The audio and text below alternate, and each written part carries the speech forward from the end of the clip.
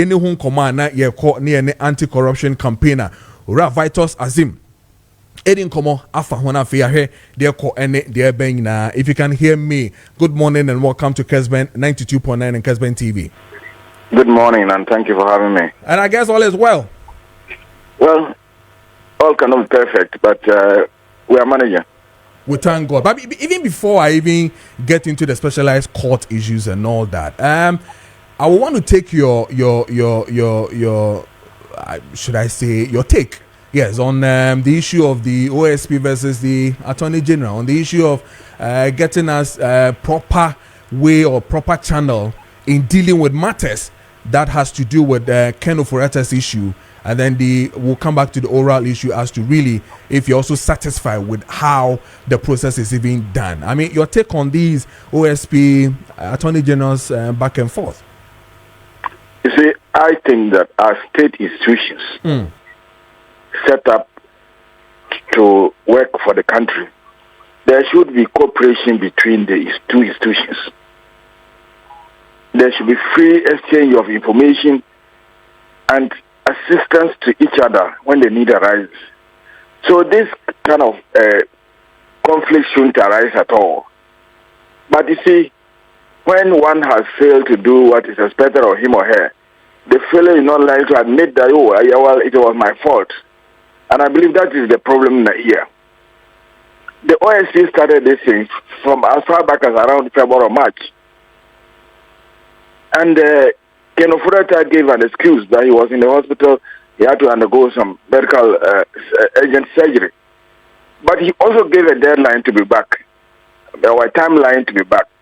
That timeline came and passed. It was the Office of Special Prosecutor which issued the red alert, wanted alert or something. What document did he use to issue that?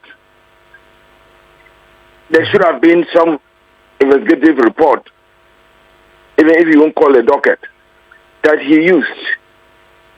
So if he did that, why is it a problem passing this information on to the Attorney General?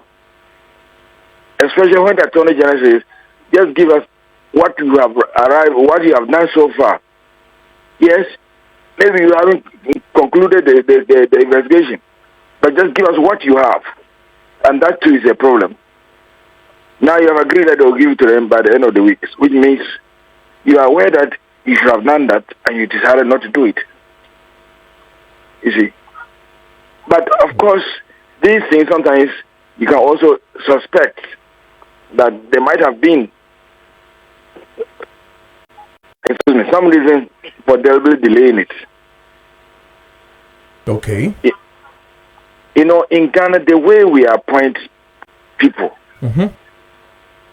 we make it such that the person we appoint always feels some obligation towards the appointing authority. So I won't be surprised, I don't have that in evidence, but I won't be surprised that if there are some outside forces that are pulling the Office of Special Prosecutor to delay the process. This is not the first time that this thing has happened. This is in the Dapa case, there was this conflict between OSP and Eyoko. And this thing should not be happening. There should be effective collaboration between these institutions, exchange of information, and avoidance of duplication of effort. Because clearly, if it happens like that, what the perception comes is what you just said, and then again, it puts the government in a position where it becomes more or less they are not effective. They are only throwing, in things for position to say that it is witch hunting. It is a kind of thing that you don't have control on. There's no case for him to come and all that, and this creates a whole lot of issues for all of us, right? And that's the hypocrisy, because the very people that are now saying, oh, they can't do it, they don't have any evidence, are the very people that we are accusing of having created all this mess. Okay. Then you come up and say, oh, they don't have information, that's why they're not investigating. We haven't heard them prosecuting anybody. When the evidence has been put out there, there are reports out there.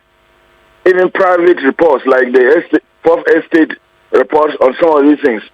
And yet people are saying, no, because the Attorney General cannot do anything because they don't have enough evidence. That kind of hypocrisy is something that we have to avoid as a country when it comes to fighting corruption.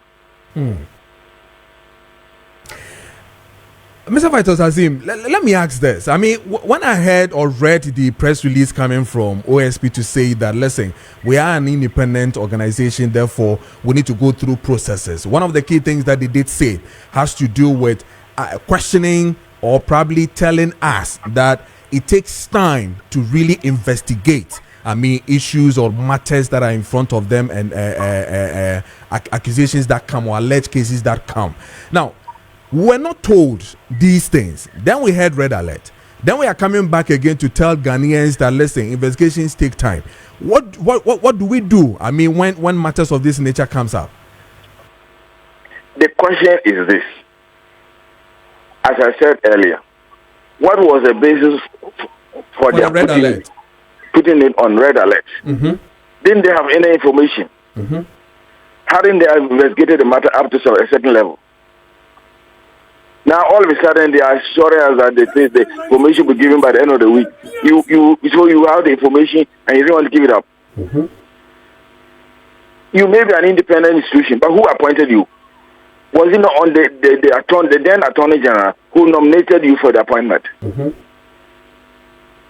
So the fact that you are independent does not mean that you should not cooperate with other state institutions that need your cooperation.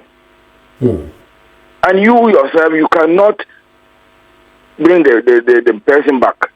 You don't have those powers. That's the Attorney General. Exactly. So you need to give that information to the Attorney General to use it to get the person to come back. And so it's ridiculous for them to keep talk about being independent. I also read somewhere somebody said that because there are other people's names on the docket, they can't give it up. Can't you make an extract of the section that affects only Ken operator? Why are people giving all these funny excuses?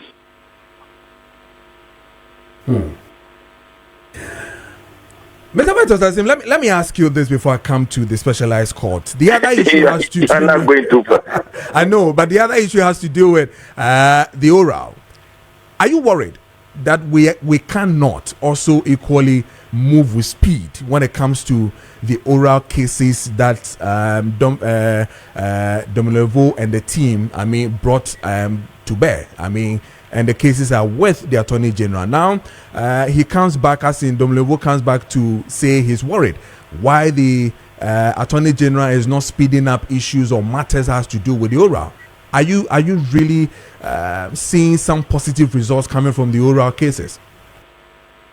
Well, I wouldn't say I'm seeing positive results coming out of the oral case.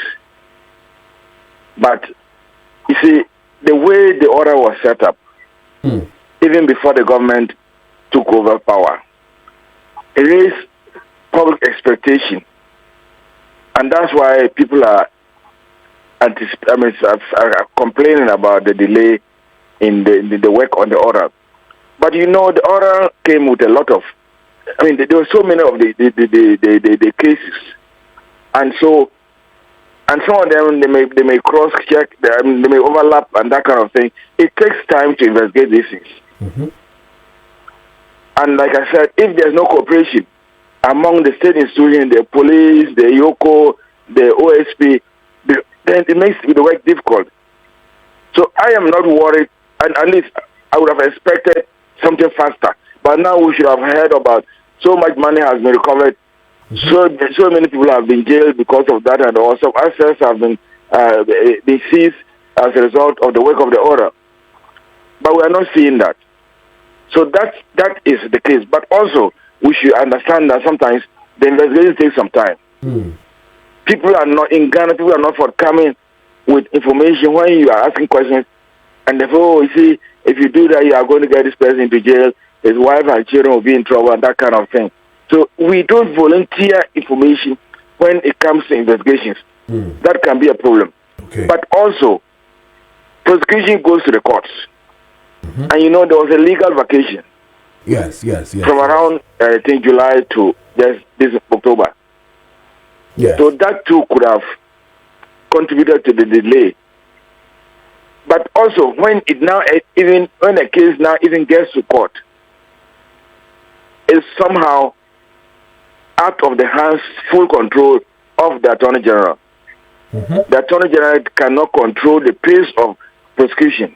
The judges can determine a judge might fall sick. A lawyer may come and say, "Oh, I'm sick," or "I have to travel I'm on an international trip. I have to go," and ask for adjournment.